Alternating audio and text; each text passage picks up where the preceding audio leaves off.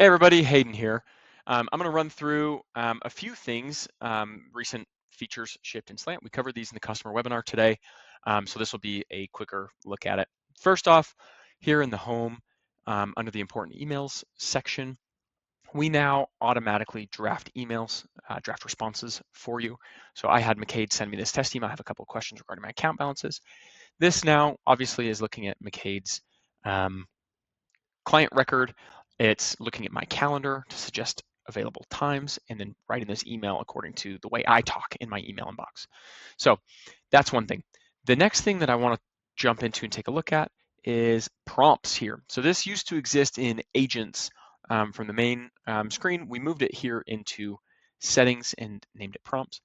So this is the way that you can update the way AI generates things throughout Slant. So these are for meeting ones. Meeting summary, notes, and tasks. So when you have a recording, and then meeting preparation. So I'll just jump in and look at meeting notes. The way this works is this universal, this first prompt right here, this is like the first line of prompting. So when you have a meeting, it's looking at the transcript and it's first passing it through this, this prompt. And then depending on what meeting type it is, it's going to pass it through this next prompt. So client review, it's going to look at this one. Client check-in, it's going to look at that one. This is a good way to just customize how the meeting notes generate for your different meetings. And to give you a good sense, oh, not in this one, I did it in meeting summary. Which one did I do it in? Right here, client review. So the summary for my client reviews, I changed this to be, I always want you to lead with something funny about the client. I'd like to do funny just to give you good good frame of reference for when we do look at it. So in here, you can see example recording, client review. This was a fake meeting I had with the Bugs Bunny family.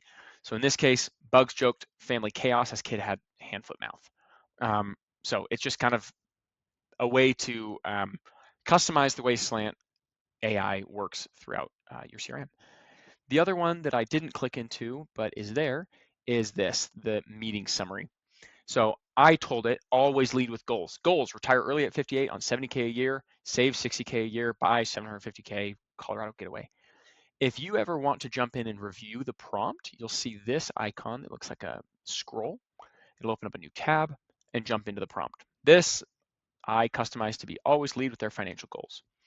If I go back and I want to refresh or regenerate this prompt, you can press that button and it will do that. And it would now reprocess with your new prompt. All right. Next up, I want to show you a couple of changes to meetings. So in a meeting, let me look at that, just fake meeting with the Bugs Bunny family. You can see I just did like a 28-second audio recording.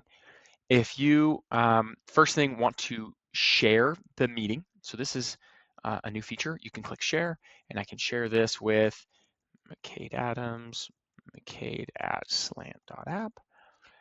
And this will now share this meeting with McCade. It'll send him an email asking him to authenticate who he is. It'll send him like a one-time password. He'll authenticate so that he gets access. That's just how we keep your data safe. So you can copy this link and send it to him, or you can just email it to him and it'll send. That's thing number one in the meeting. Thing number two is sometimes when you upload a meeting, this is a bad example, it'll say like speaker A, speaker B, or speaker one, speaker two. That is now editable. So you can go in and say, hey, speaker one was Hayden, speaker two is McCade. Two workflow updates. So if I come in here, let's just start fresh in a new workflow. I'll just do doesn't matter what the trigger is because what I want to show you is in actions. First of all, there's a new find opportunity workflow action. So you can find an opportunity related to a client or a prospect or in your new rev pipeline, whatever it is.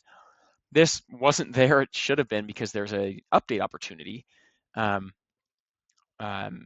step. So you need to be able to find the opportunity in order to update it. And the other one that I'll show you is send email.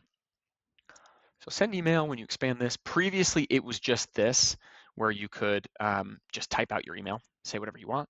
Now there's this functionality where if you want to leverage one of your email templates in the workflow, you can do that. So bam, that goes in and done. Cool. Last thing I'll show is under accounts. So previously accounts was just one tab. It now is two.